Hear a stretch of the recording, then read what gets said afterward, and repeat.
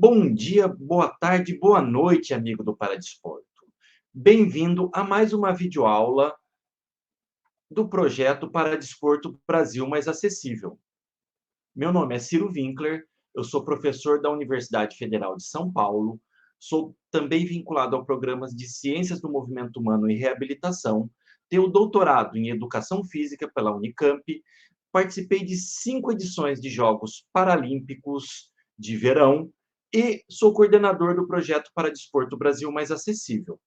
Garantindo o acesso das pessoas com deficiência visual, eu sou uma pessoa de pele branca, cabelo preto, óculos com armação escura.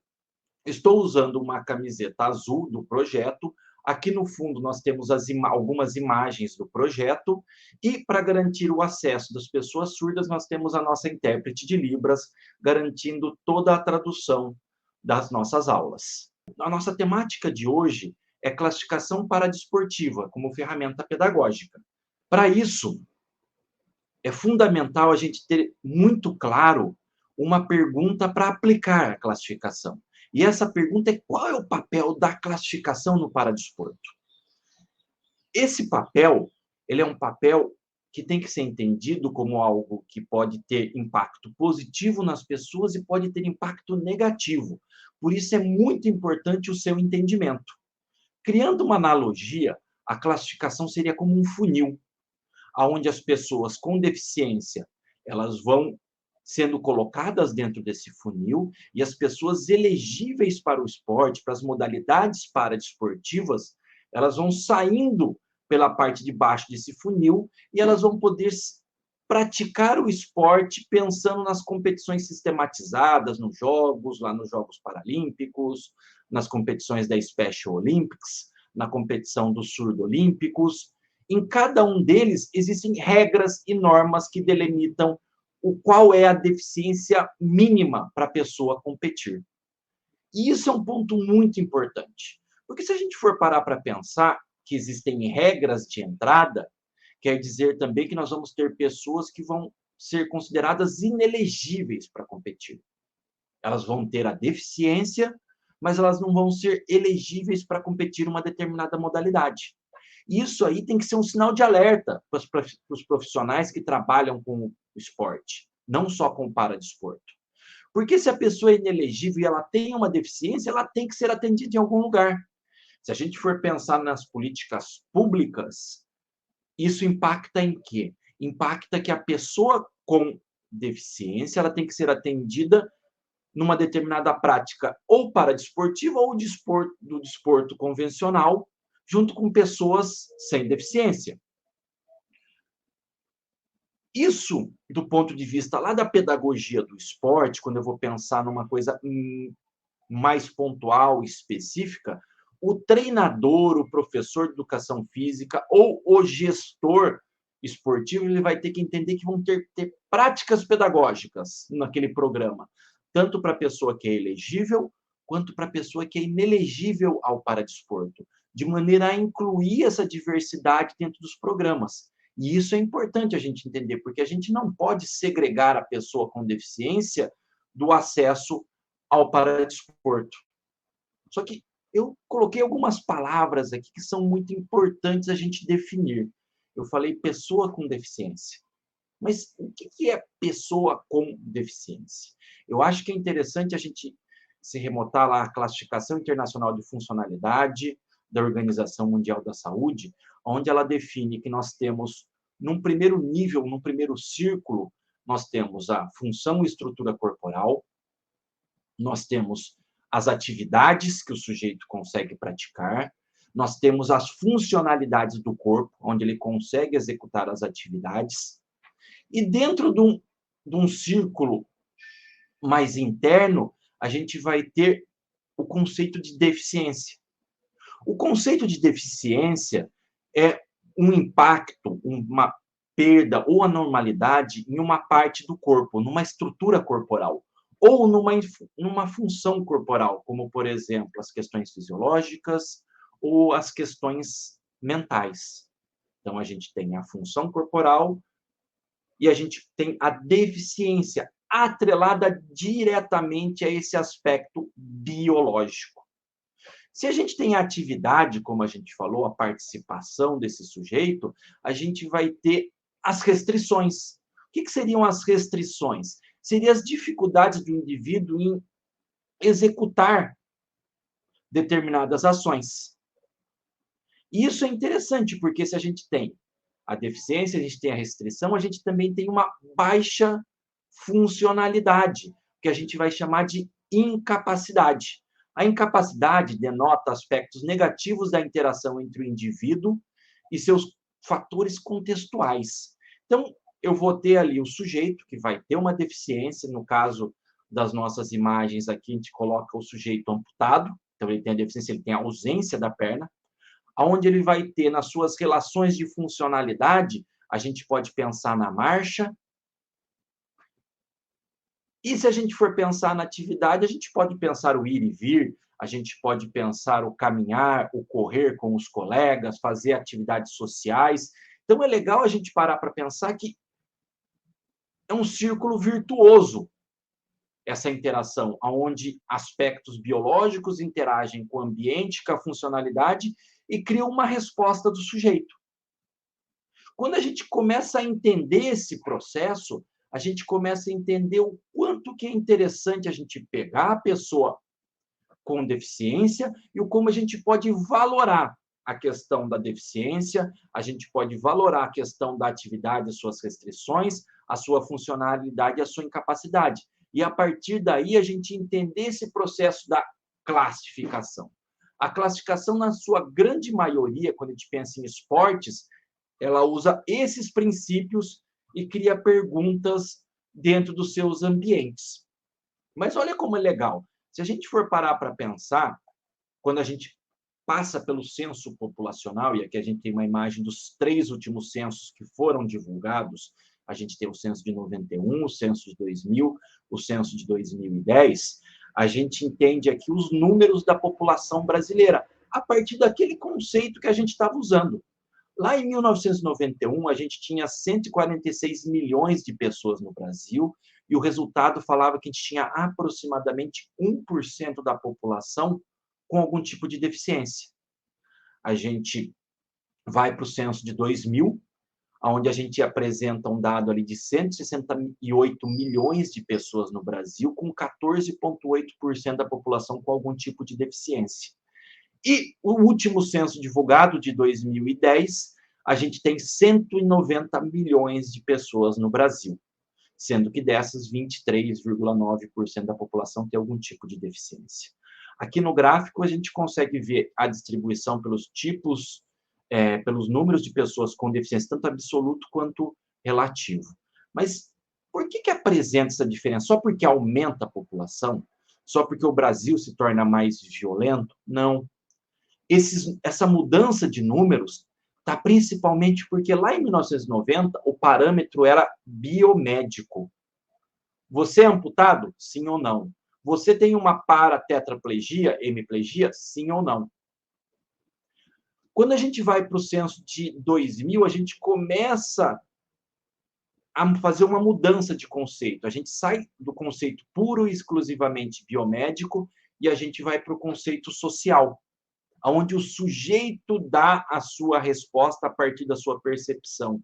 Você consegue subir escada sem auxílio? Você precisa de óculos para enxergar? Qual é o seu nível de dificuldade? Pequeno, pequeno ou grande? E isso passa a ser bastante interessante, porque a gente vê que o salto sai de 1% para quase 15% da população. E quando a gente vai para o censo de 2010, esse conceito de percepção do sujeito passa a ser o foco central da pesquisa. A gente deixa de considerar as questões biomédicas e passa a entender o conceito biopsicossocial. Só que um ponto que é muito importante a gente parar para pensar, tanto a Organização Mundial da Saúde, quanto outros órgãos de gestão, eles entendem que o atendimento especializado, ele deve ser direcionado para as pessoas que têm uma deficiência severa. A pessoa com deficiência ela tem que receber, sim, um atendimento, mas o atendimento especializado, onde tem um gasto maior financeiro, demanda maior de serviços, ele tem que ser feito para as pessoas que têm deficiência grave. E se a gente pega a questão lá da população do censo de 2010, onde tinha 24% da população com deficiência, quando a gente joga ali as pessoas que falam que têm uma deficiência severa, uma limitação severa nas suas interações com o meio, a gente vai encontrar no censo populacional 6,7% da população. E quando a gente vai para a Pesquisa Nacional de Saúde, que usa parâmetros biomédicos, a gente encontra uma variável muito similar, de 6,2% da população. A gente tem os dois números ali absolutos da população, com o censo dava algo em torno de 12,7 milhões de pessoas, e na Pesquisa Nacional de Saúde, 11,8 milhões de pessoas. Então, é interessante a gente perceber que a análise pela percepção do sujeito ou pelas questões biomédicas, elas podem ser similares. E isso, quando a gente traz para o esporte, mostra o quanto é interessante a gente pensar na inclusão da diversidade, nas diferentes pessoas, mas também nos programas que nós vamos estar oportunizando para as pessoas. Porque por mais que a pessoa não seja ou não elegível para o esporte, todas as pessoas com deficiência devem ter garantido o seu acesso ao esporte. Aquelas que vão praticar o paradesporto são aquelas pessoas elegíveis, mas todas têm que ter acesso ao esporte. Isso é um ponto-chave na nossa conversa e no nosso processo pedagógico. Outro ponto muito interessante, a partir dessas ideias que a gente trouxe lá da Organização Mundial da Saúde, da Classificação Internacional de Funcionalidade, nesses conceitos de classificação, seria a gente pensar que dentro do esporte, nós vamos ter a classificação vinda por dois lados. Algumas modalidades, alguns ambientes esportivos, eles vão se basear em parâmetros biomédicos. Em outros ambientes, vão se basear no bioesportivo. Ô, Ciro, você está inventando essa palavra bioesportivo? Sim, eu estou me apropriando ali do biopsicoesportivo da Organização Mundial da Saúde, lá da Classificação Internacional de Funcionalidade, e a gente coloca o bioesportivo para mostrar o ambiente onde essa questão está inserida. A gente vai ter ali nos parâmetros biomédicos, a gente vai ter bastante claro ali as pessoas com deficiência visual, tanto as pessoas cegas quanto com baixa visão e suas modalidades. A gente vai ter também nos biomédicos as pessoas surdas e as suas modalidades. E no parâmetro bioesportivo, a gente tem um sem número de modalidades que estão inseridas, como, por exemplo, o basquete em cadeira de rodas, o esporte da Special Olympics. A gente vai conversar um pouquinho mais sobre isso. Mas um ponto é muito, muito, muito importante. A gente está falando em elegível e inelegível. A pessoa está dentro, a pessoa está fora. Mas tem um ponto que é interessante a gente parar para pensar. Eu estou fazendo aqui analogia novamente com a amputação. Coloco ali uma mulher amputada. Para algumas modalidades, essa amputação pode deixar essa pessoa inelegível. Eu fiz ali uma referência da mulher amputada e ela é inelegível, de repente, para o atletismo. Mas essa mesma amputação, essa mesma mulher, ela pode ser elegível para outras modalidades, como, por exemplo, o vôlei sentado ou a natação. Então, é interessante a gente pensar que elegível e inelegível, ele é uma questão relativa a partir do tipo biológico do sujeito, a questão da deficiência, da sua função e do ambiente em que ela vai estar inserida. E a gente pode usar isso tanto para o rendimento esportivo, como ferramenta pedagógica dentro das nossas aulas, dentro das nossas salas. Bem, nós vamos exemplificar aqui em 3 ambientes o princípio da classificação: na Special Olympics, nos Surdo Olímpicos e no Paralímpico. Quando a gente fala especialmente da Special Olympics, nós estamos falando de um ambiente esportivo, de competições esportivas destinadas a pessoas que tenham deficiência intelectual. ela tem que ter ali uma indicação médica ou psicológica por um profissional. Ela vai passar, a partir desse laudo, que pode ter diferentes níveis para sua entrada, para ser elegível para o esporte, esse é o ponto 1. E a partir da sua entrada no esporte e da escolha da modalidade esportiva que essa pessoa vai praticar, ela vai realizar a sua avaliação de habilidades dentro daquela modalidade. E essa pessoa, ela vai ter grupos de competição, que são grupos de, com no mínimo 3, no máximo 8 atletas, formado por gênero, faixa etária, nível de habilidade, que nunca pode ser superior a 15% entre um atleta e outro. Olha que legal. A gente vai pegar um atleta com deficiência intelectual e ele vai competir com pessoas com condição similar à sua. Então, dentro do atletismo, nós vamos ter vários grupos de competição dos 100 metros, mas a partir das habilidades de correr, ou no basquete, das habilidades do jogo. Então, isso é uma característica muito específica na Special Olympics, onde a gente usa esse conceito da classificação pelas habilidades dentro do que a gente está chamando lá de bioesportivo. Se nós caminharmos para o movimento dos surdos, nós vamos ter uma classificação biomédica, onde, para o sujeito ser elegível, o sujeito tem que ter uma perda auditiva de pelo menos 55 decibéis no melhor ouvido, feita a avaliação nos 2 ouvidos, vai ter como referência o ouvido de melhor funcionalidade. A avaliação é uma avaliação audiométrica, feita uma audiometria, que coloca ali todo o instrumento e faz a percepção, os limiares de percepção do sujeito. E o grupo de competição é um grupo único, todos os atletas competem contra si, por exemplo, numa prova de 100 metros, a gente vai ter um 100 metros único para todos os atletas, independente do nível de surdez que essa pessoa apresente. Já o universo paralímpico, ele apresenta uma gama maior de ações. Por quê? Porque o universo paralímpico ele tem inúmeras deficiências elegíveis. Nós já vamos falar um pouquinho sobre as deficiências elegíveis, onde cada modalidade vai elencar quais são as suas deficiências que estão aptas a competir. Então, a gente vai ter o atletismo, a natação, a gente vai ter o basquete em cadeira de rodas, a gente vai ter o badminton, atletismo multideficiência, natação multideficiência, o basquete para pessoas com deficiência física, o badminton para pessoas com deficiência física. E em cada uma dessas modalidades vão ser elencadas quais são os tipos de avaliação, se vão ser avaliações biomédicas ou bioesportivas, e aonde vai colocar se o atleta ele tem elegibilidade pela sua deficiência e ele tem a deficiência mínima. Não basta ele ter uma amputação, uma ausência de membros.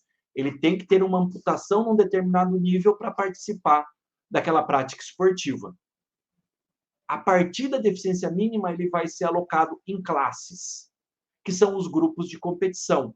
Cada modalidade vai ter se é classe única, se são várias classes, quais são os seus níveis de deficiência. Ele tem um nível de complexidade maior dentro desse processo. Então, é interessante a gente olhar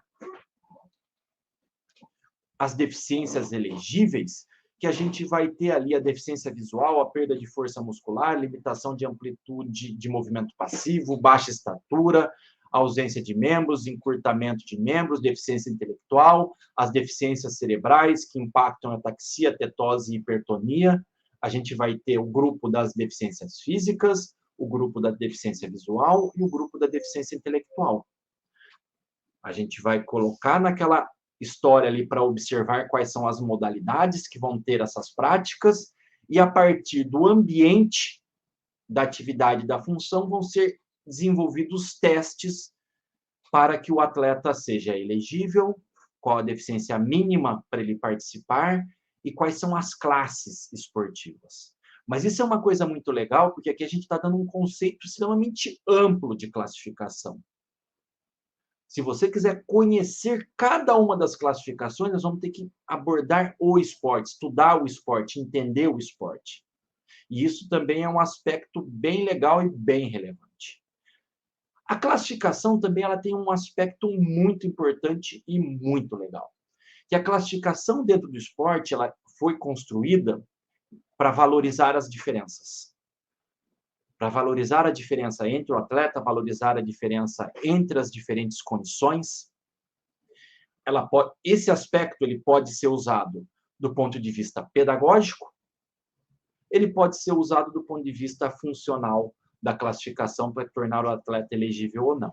Mas olha que legal quando a gente olha as modalidades coletivas. A gente tem as modalidades coletivas e a gente vai ter, em algumas práticas, atletas competindo em classe única. Competindo em classe única, como assim?